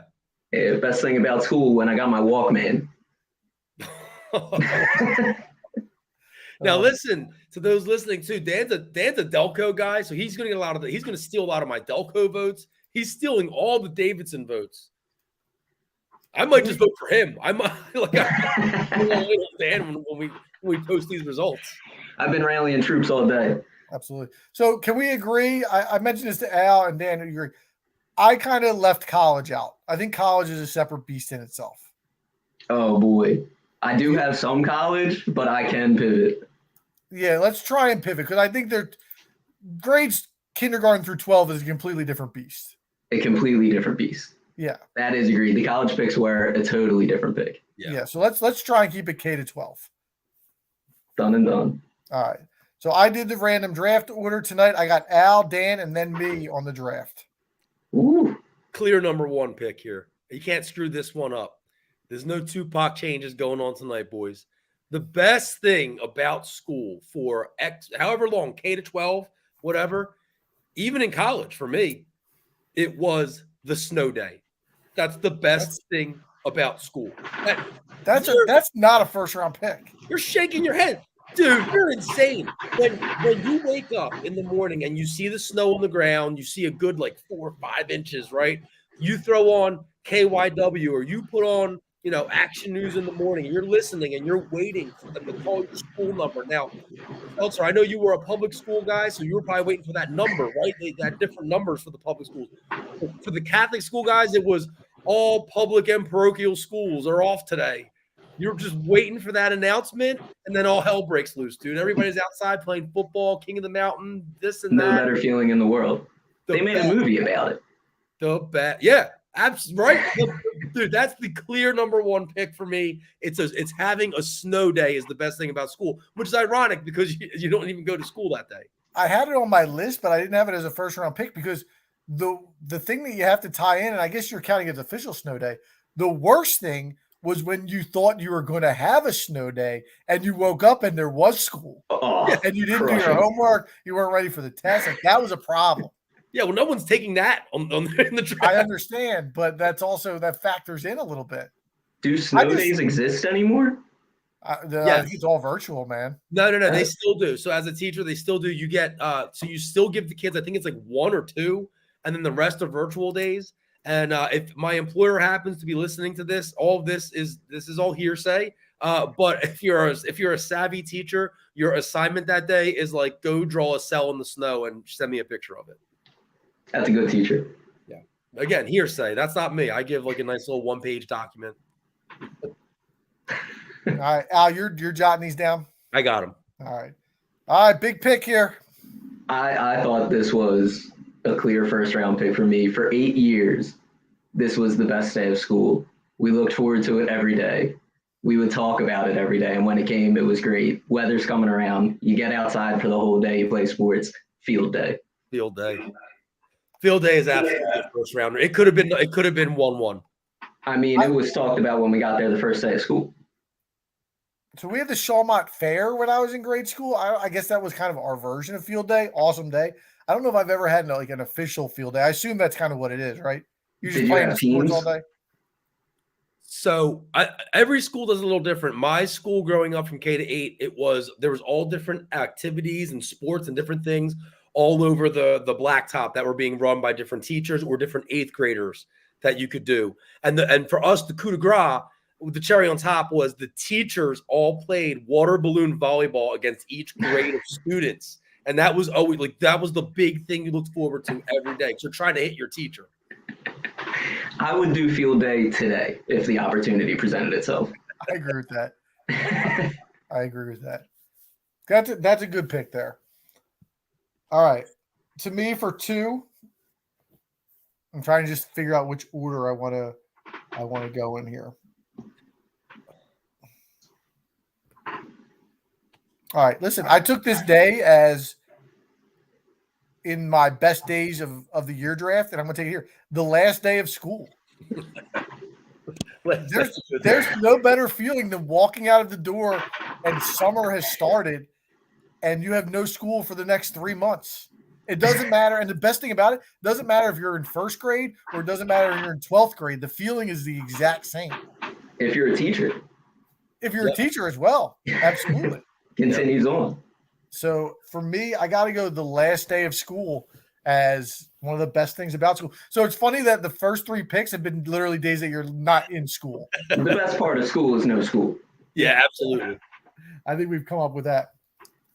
So for my second pick, I'm going to go something that's probably for when you're a little bit younger, but when you have special lunch days, when they bring in the pizza or when you bring in the chicken nuggets, at Al, when we were at Carroll, sometimes they would have the popcorn chicken. Mm-hmm. Yeah. And when they're just bringing in something special, that's always a great day. You go into lunch, you're getting a good meal. Sometimes it was McDonald's when you were in grade school. They would bring that in.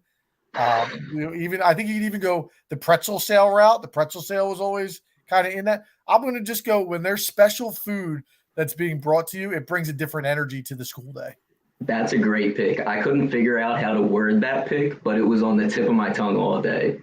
Ridley High School had cheesesteak calzone day, and the students turned into animals when the lunch bell rang. I've seen people get injured in the hallway running for them. It was unbelievable. Yeah, we had pizza day in grade school. So from K to 8, we had a pizza like every every other Friday, I want to say. And it was like that Elio's style. It was Elio's. I was going to say the same thing.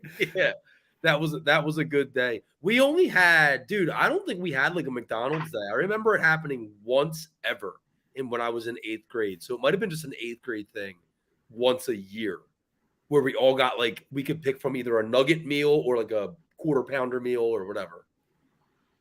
That is unbelievable, the personalization that they allowed students. Let me ask you this, Seltzer, because this came up at the Davidson vacation week. Oh, no. Do you remember Salisbury steak being served in school? So when I was in grade school, I brought my lunch. Oh, all right. So you have no recollection of the Salisbury But you know what a Salisbury steak is. Like, I remember it as far as like a TV dinner would have like a Salisbury steak in there. Okay. So on a scale of 1 to 10, 1 being that a Salisbury steak is completely bone dry, 10 being that it is soaking wet, where do you put a Salisbury steak It's on that wet. list? It's wet as shit. It's wet. This was not the scale. This was not the scale, though. The scale was dry food, the wet food. That's the wettest dry food. The wettest dry. No, it's doused, man. It's covered. Yeah. It's not soup. Soup Like is if you the wettest picked it food. up, you'd have a puddle in your hand. But you'd have a solid at the middle of that puddle. Yeah, There are other foods that you wouldn't even steak have in there. anything in your hand. It's so wet. It would Think just be a about- wet hand. Think about when you eat mashed potatoes for Thanksgiving and you cover them in gravy. Yeah. Except the Yeah. mashed potatoes are a steak. Or So a That version of a steak. might be the wettest dry food. That's the wet. Yeah, that's it. Yeah. That's Where it. does a gusher rank? A gusher. Yeah. Gushers are tremendous. Right.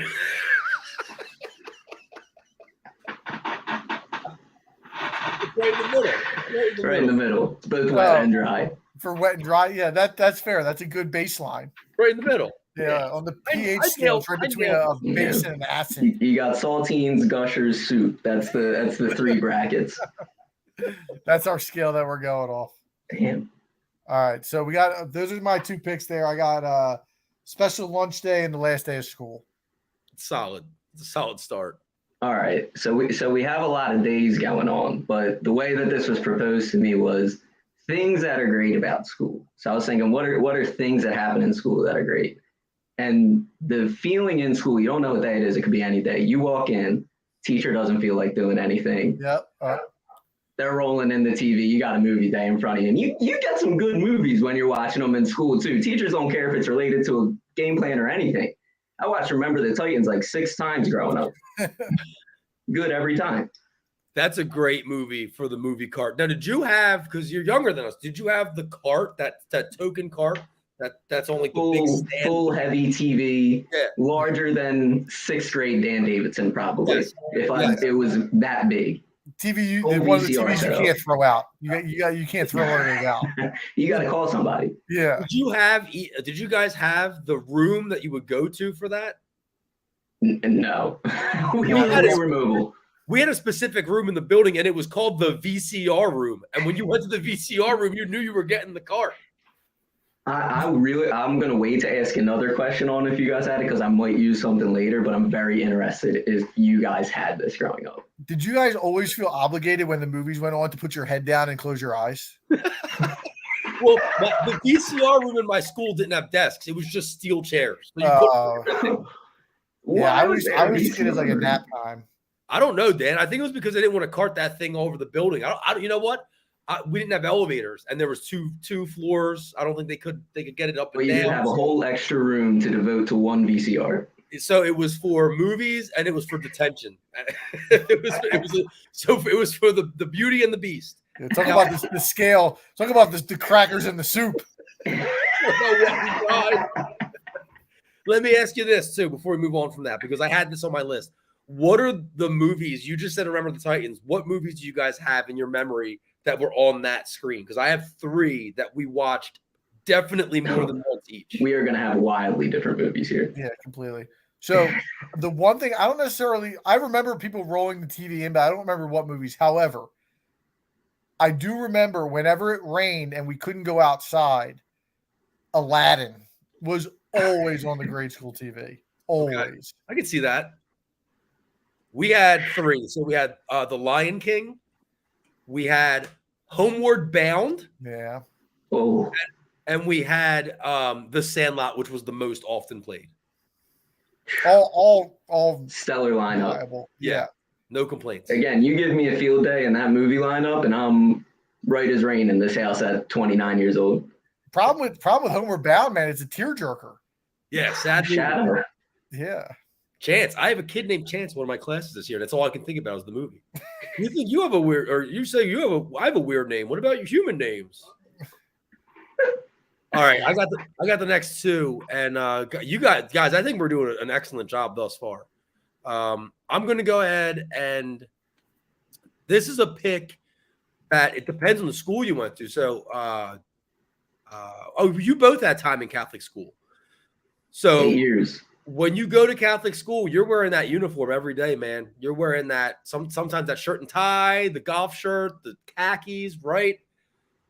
End of the month, last Friday of the month at Our Lady of Lourdes was dress down day. Dress down day. You're getting that outfit ready all month long. And then you're coming and you are just showing out on dress down day. So I got dress down day as my second round pick.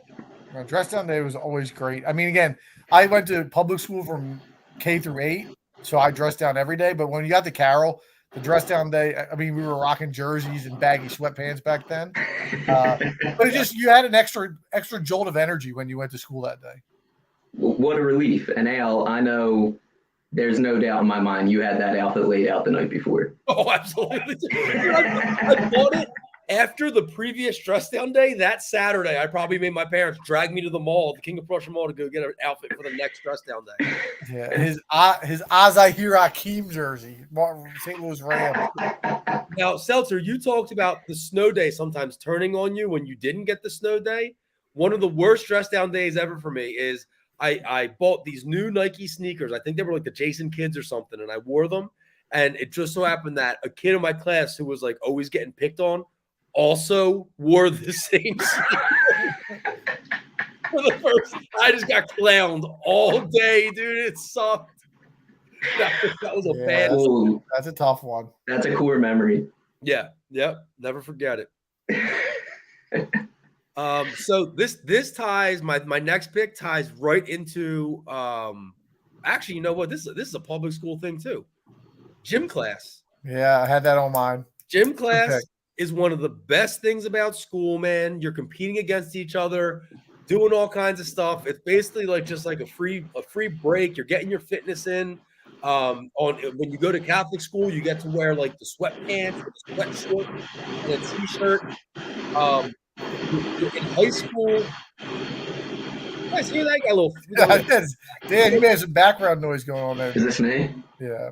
So in high school, we were listening to music during class. Seltzer, do you remember freshman year when the great Dan Bielli used to make us jump rope to Eye of the Tiger, which is like a 5.5-minute song, and you had to jump rope the entire time, and each period had a champ. And do you remember who was head to head in our class? What was that redheaded kid's name? Was it him? No, dude, it was Sean Carey. And remember that little dude, Ben Hur? He was in our class. Yeah, dude, he was so fast because he was like 3 feet tall. Do you remember when Bielli said to me, he said, Seltzer, he's like, those aren't push-ups, that's pornography. Yeah, dude, you were humping the ground. I didn't know what I was doing, man. Dude, gym class is just unbeatable, man. It's the best part of the day. Anytime you have it on the schedule. Great pick. Did you shower? It was optional for us. Yeah, nobody did. I didn't ask if it was optional. Nobody did. What do you think? No, but you know what, though? We were lucky that we had it at the end of the day. We had seventh period. Second to last period of the day for us. So we just went to biology stinking. It didn't matter. I had gym class first period one year, ruined the experience for me. Oh, yeah, tough. Look. Yeah. I mean, even if you wanted to shower, he didn't give us enough time to shower. There was no time to shower. We got in there with 2 minutes to go. Yeah. It was definitely discouraged once you got to like the late 90s. Nobody wanted that. Nah, I couldn't name one kid that showered after gym class. No. All right. Good picks. Yeah, in the All chat, we got someone named Al Ryan, but it's my wife, Dan's sister. With a little feedback. Solid first round picks. Thanks, Case. If you can hear me, Work comment, Case. vote for me. Damn, I got to get Nicole in on this chat. That third guy looks good. All right, I'm gonna go with another exciting moment that only rears its head every once in a while, and I think when you were growing up, the whole classroom could feel it while it was happening. Days winding down, teacher's a little distracted. Maybe you even start asking a couple personal questions to the teacher. You're watching the clock though tick down, tick tock. You got to keep them going. All of a sudden, bell rings. Teacher forgot to give out homework for the day. Good one. That's really good. No Man. homework. Oh, you're free the whole afternoon. You go watch whatever you get in for some around the horn and pardon the interruption with no worries and homework later. Yeah, that was Seltzer. I'm sure for you too. That was a staple when you get home from high school. Yeah. Pardon the interruption and around the horn. You're right about that. We used to have our own pardon the interruption in the AOL chat rooms back in the day. I don't know if you remember that. I forgot about that. Yeah. I forgot about that. We did. Me, you, This boy. sign was gonna be my AOL away message in the first iteration, and then I was like, I don't know if AOL that must have been a college thing for you. I feel like. For no, we're older than you. That was we grew up with AOL. Like I grew up with AOL. I was in like 6th grade with AIM. no, you grew up with AIM. We grew up with AOL. Right. Oh. We grew up with the father of AIM. Oh boy. Yeah. And what's crazy is AIM was such a scaled down version of AOL. So Yeah, you guys were having sports debates on AOL? Yeah, chat rooms, like a group chats. Yeah. Like you Beautiful. accessed the internet through other means and then jumped on AIM. We accessed the internet through AOL. Like that was how we got on the internet. You ever heard of Slingo? You made that up. Keyword Slingo. What about Snood? Remember Snood? Yeah. Oh, Snood, I do know. That's a little more present day. That's a great thing about school. Also easy to turn around though when you got the kid that says, "Hey, what's our homework?" Or "What did you forgot to give the homework out?" That was the kid that wore the same shoes as you. Yeah, it was. 100%. 100%. All right, to me for 2. All right, I'm going to save. I got one that's going to close it out and seal the deal, so I'm going to save that. I don't think you guys are going to pick that. I hope not. But one that has definitely not is dragged on too far and is an obvious pick is recess. Yeah. I mean, recess it's pretty obvious, but when you're a kid and you're in 5th and 6th grade and you get that 20 minutes to go outside and play dodgeball or wiffle ball or basketball, there's nothing like it. And when it rains and you can't do that, it's just an absolute killer. So to be able to go out and run around and burn some energy off for 15, 20 minutes. I don't know. What did you guys get? We used to get a morning recess and then we would go out after lunch. Yeah, we had like a morning indoor snack time. That was probably 15 minutes. And then weather permitting, we were outside for lunch. Yeah, we used to play. We used to play Suey all the time. You guys played Suey? Yeah. You are making these words up. You never heard of Suey? Suicide. Yeah, Suicide was a shorter version. Yeah, you would like peg each other with the tennis ball. If you dropped it, it was a little complicated. Right. I do know this game. Yeah, one time I pegged this kid right in the eye. It was not a good day for me. Vichette, that was his name, Asian kid. No offense, Al. We used to have 2 recesses up until 6th grade, and then in 6th grade you only had recess after lunch. Al, do you remember in high school when we had lunch and we would go out and play stickball baseball on the baseball field? I do. Yeah, that's fantastic. Those are great days. We won. We used to get beat every day, and then the one day we won, we had Scanlon on the team, that that total psychopath, and he hit like a double to win or something. I can't remember. Oh yeah. All these years later, it's still with him. Yeah. The one win. Yeah. The other thing I remember about being outside after lunch is when I was a senior, I hit a stone cold stunner on a freshman, and it was muddy, and I slipped, and I went right down the hill. All my khakis, mud all over them for the rest of the I remember that actually. Fantastic. Yeah, terrible time. All All right, listen, we've gone through. We're in the fourth round at this point, right? This is the first pick of the fourth round. Yep. Last pick. We haven't done anything educational, so we got to throw something educational for sports or for school in there. And for me, one of the best feelings in the world was acing a test. And I'm not talking about when you get the test back and you're like, I got 100. I'm talking about when you're in the process of taking the test and you're just like, I'm dominating this test. Like every question, you know the answer, and you just run through it. And you know at the end of the day, you hand that thing in, you know you got an A.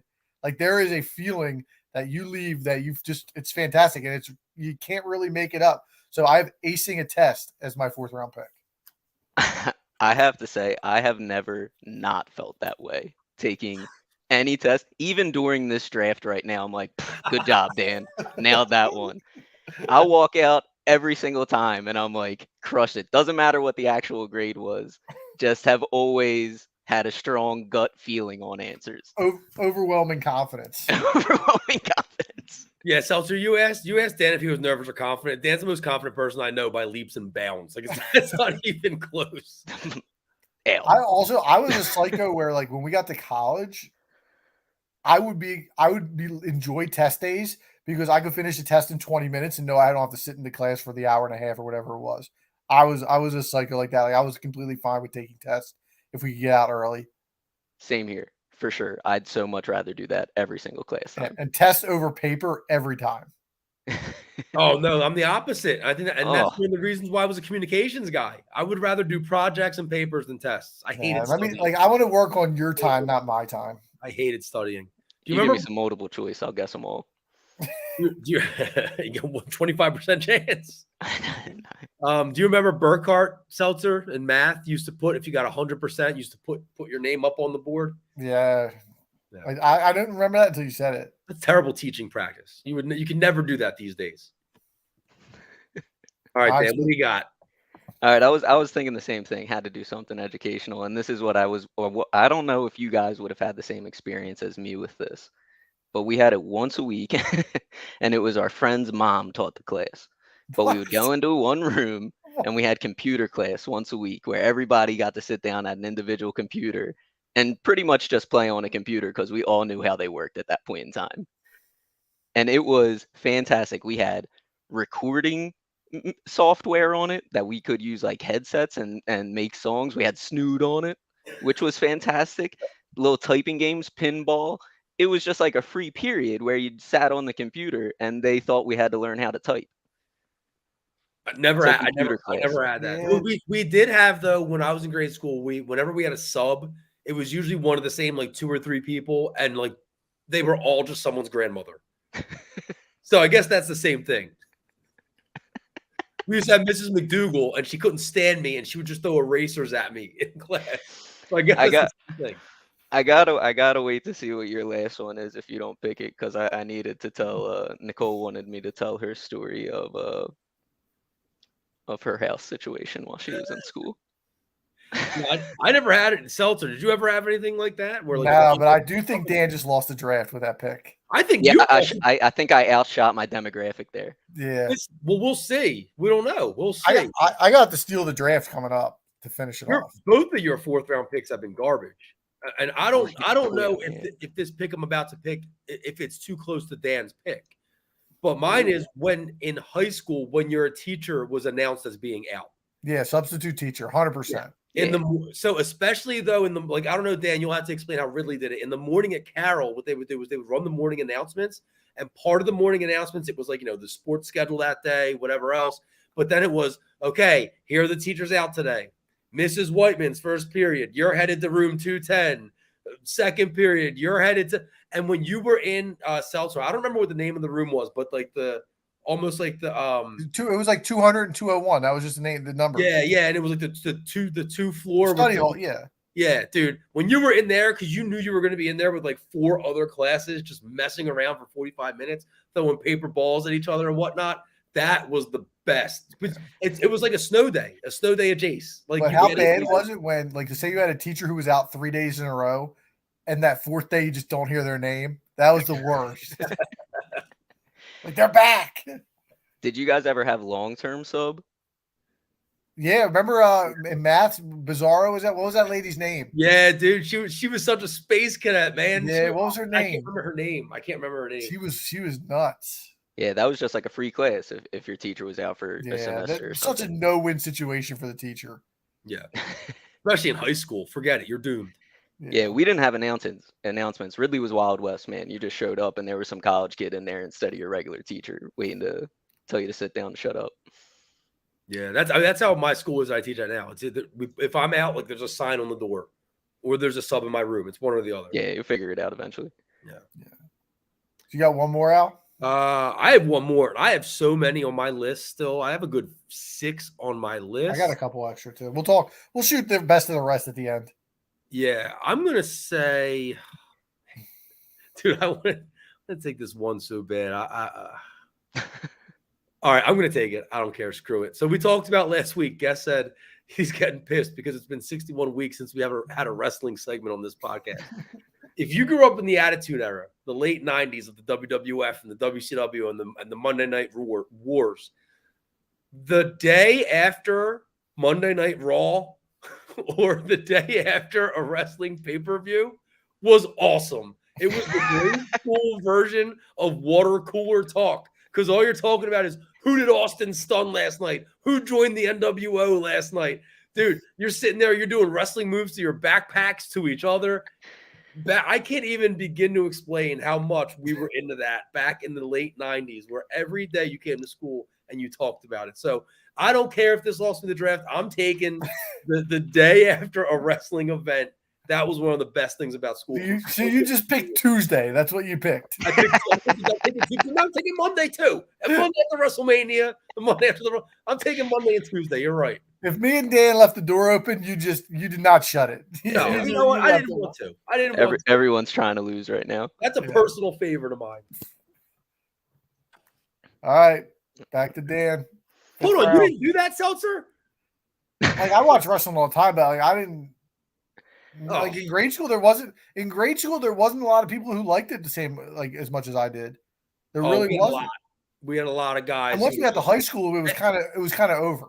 And here's the other thing: it was cross grade, so it was like all like 6th, 7th, and 8th graders used to converge in the hallway during like morning break. I used to write a wrestling newsletter and try and sell it. The entrepreneur. All right. I gotta take one that I thought was a surefire first round draft pick and has not come up yet. Field trips. I'm out on field trips, but go ahead. That's the craziest thing I've ever heard. Field trips were the best. I've gone to the zoo, I've gone to Lincoln Financial Field, I've gone to Baltimore and New York. But I was talking about how great field trips were with my lovely fiance Nicole. And she informed me that their big field trip when she was in 5th grade was to her own house with the whole grade. And they had a cookout in her backyard with their parents. They got permission slip signed for it. We heard this story at the shore, Seltzer. I'm baffled. We couldn't believe it. Now, if that was your field trip experience, I get why you're out on field trips. Mine was Nachos, Lunchables, and the Philadelphia Zoo, and you can't go wrong with that. I just feel like you spend an hour and a half on a bus. You got there, you spent an hour. Whether it was the bus ride's the best part. The bus ride was the best part. I agree with you there. The bus. But only if you got on like a Star bus for a New York trip or a Baltimore trip. The yellow cheese buses, they weren't it. Great. You're just hoping for a big bump sitting in the back, crack your head on the top of the ceiling. You're yelling at all the passersby out the window. Yeah, I cannot believe the reception that pick just got. No, because here's my experience with field trips. Every year from K to 8, it was Franklin Institute and Philadelphia Zoo, and that was it. And then in 8th grade, we went to Baltimore. We had the pick of New York or Baltimore. My class voted for Baltimore. That was a good field trip. And then Seltzer, I don't remember any field trips in high school. I don't think we had any. No, we didn't get field trips in high school. So it was I did literally 2 in high school. Dude, I went to a poor city school for 10 years. It was Franklin Institute and Philadelphia Zoo every year. Right, but it was again, you were there for an hour, then you ate lunch, and you got back on the bus. Yeah, like it just wasn't like a day where I was like, oh, I don't know. Maybe I was back and I don't remember it, but I don't know, man. Just not a core, not a good memory for me. Man, Yeah. Better than school. I guess. You know, we used to go across the street. There was a fire station across the street. We would go across the street, check out the fire trucks. I like that. Sorry. I meant to say field trips the day after a big wrestling event. That's double, dude. You kidding me? All right, let me close it out, boys. I think this might be, I don't want to get ahead of myself, it might be the nail in the coffin. I don't know how we've gotten this far and not talked about seeing your crush or, every day, you're in high school, you have different classes. Maybe you don't see your crush till third period. You get to the room early, you're waiting for him to walk in. Like, you can't beat that. You got to see him every single day. It was fantastic. And God forbid, like, again, you get there early and she's not in school that day and nobody comes in the door and you're just like, oh my God, is she okay? Like, what, like, where's she at? Okay. Dude. This is the best pick of the draft. Yeah. Like, when I'm you so on developed board with this. and you would only have a crush for like a month, 6 weeks, then you moved on to somebody else. And like, there was just nothing like being able to see your crush every single day, especially because at that grade, like, you're not really texting with them. Al, when we were in high school, we weren't texting pretty much at all. We would talk on AIM a little bit, but outside of that, there wasn't a ton of communication other than just seeing them every day at school. And the anticipation when you're 12, 13 years old, you just can't beat anything like that. The best. God forbid you got seated in a class right near your crush. Forget it. End all be all. You're looking forward to it all day. Yeah, 100. Yeah, I thought you were gonna say it was a bad thing, but no, yeah, the best. The best. You're wearing your best shoes that no one's gonna make fun of you for. And you start communicating with them, and you get the jokes rolling. You get some traction. This is one that I didn't get to experience though until high school because my grade school was so small. So we were with the same group every year, and there was just no talent in my grade. How many did you graduate with in grade school? 28. We were like 100. Yeah, so you knew them very well. I mean, you grew up with them, right? Same kids. But in high school, you knew what I'm talking about. Yeah, no, in high school, you're absolutely right. That it's a game changer too. And for me, I think it was a game because I went from 28 to all of a sudden 325 kids freshman year. And God bless when at Carlisle when it was spring or fall season and they didn't have to wear the leggings. Oh, I know. Tell me about it. I sound like a creep out here. But my wife doesn't listen to this podcast anyway, so who cares? Well, dude, when you made that pick, our viewers went to zero. All logged out. He's talking about liking 12-year-old girls. Nobody wants to hear it. All right, so there you have it. Al, do you want to? I guess we can all run down our individual picks, and then you'll post something. Yeah. Why don't we start with our guest here, Dan? What do you got left that didn't make the list? Oh, I got shot down on this one. Wait. Right. I just wanted to run through our picks, and then we'll do best. Oh, my bad. Okay, my bad. So here's our picks. I had the first pick overall. So my 5 were snow days, dress down day, gym class, when your teacher is announced as being out, and Tuesdays, aka the day after a Monday Night Raw. Dan's picks were field day, the movie cart getting rolled into the room, a teacher forgets to give you homework, a friend's mom teaches the class, and a field trip day. And then Adam's picks were the last day of school, special lunch day, recess, acing a test, and seeing your crush. I think it's good work. You got to label that as computer class. Come on, man. Is that what you want? I didn't know what. Oh, you're burying me on that one. But I think it's worse for me to call it computer class for the masses. Dude, people know computer class. People know. I don't know. Who was our computer class? It is. Who was that pirate? What was his name? Mr. Greco. Greco. Columbo loved Greco. All right. What didn't make the cut here, Dan? So I think this was specific to I went to OLPH growing up because I was in Catholic school when the Archdiocese started shutting down left and right and we were merging schools. There was nothing more akin to having a crush. There was nothing more exciting than new students coming into the school. Yep. Instantly, and I've been on both sides of it. For high school, then I went to public school. I was the new kid. You're instantly the belle of the ball. Yeah. Everyone's in it. You could be anybody. Yeah, that's true. So I had on my list, and this kind of ties this in. This was the first thing I put down, but based on the vibe, I didn't go with it. I just put making friends. But that's kind of going with your ad. Like, your best friends that you make when you're in grade school are the kids in school. I haven't made one friend since school ended. Well, I've only known you for a half hour, but I can see why.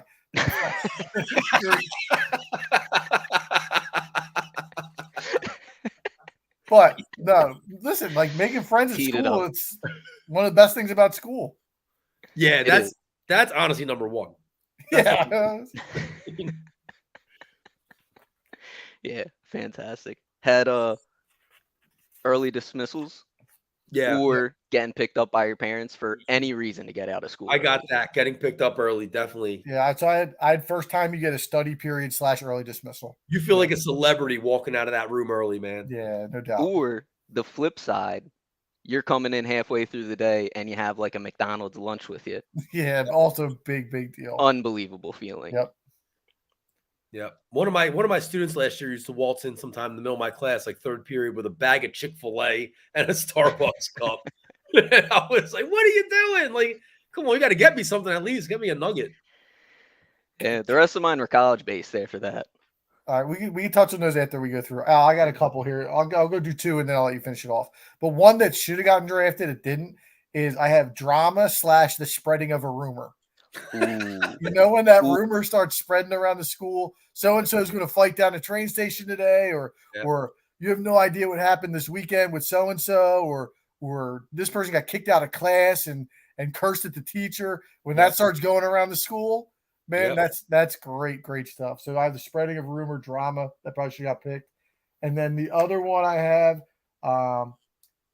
Choosing your classes / getting your roster, especially in high school. I have that. Yeah. When you got your roster like 2 weeks before school started, you went straight to the computer. You started IMing people. You know what class you got, this and that. And you matched up, see what you had with what. But that was always, especially when you got to pick your classes, that was awesome. Yeah, that was my pick. That I was flopping between that and the wrestling thing. That was great. In August, get the roster. What lunch you got? That was a big deal. Yep, absolutely. So then I'm narrowed down to school dances, which I didn't take because I didn't know, if it's school, right? But school dances were awesome. We used to do St. Dennis, Holy Cross, St. Dot, St. Kevin's, Sacred Heart, Fridays. Oh, those school dances. Yes. They were a big deal for us, especially us being the poor city kids going to the burbs and being amongst the middle class. That was a big deal for us. And then you mentioned getting picked up early, mentioned getting the rosters in August. Heads up, 7-Up. Yeah, good game. Heads up, 7-Up guy. In grade school, I don't know how we got away with this, but I have distinct memories. We used to smack the hell out of someone's head when we picked them. We didn't do this. Oh, you didn't? We smack each other on the head, and the teachers just let it go. At that point, when you're playing that game, the teachers checked out. Yeah, they're done. They're done. Yeah, we used to hate each other hard. Seltzer was so lightly tapping his crush's thumb. Tickling it a little bit. She knew it was him every time. Yeah. You got me again. The only other thing I had, and this is one of the reasons why I loved Carol so much from day one, Seltzer, pep rallies. I was terrible, dude. I was a big pep rally guy, and I still am. And I remember when I visited Carol in the summer of my eighth grade year. They had a big pep rally. The band, the cheerleaders, the basketball team all came out. We're sitting in the stands. I was like, "Oh man, this is awesome! I've never seen anything like this." Pep rally's sick. I was a mascot in 8th grade. What was the Panther?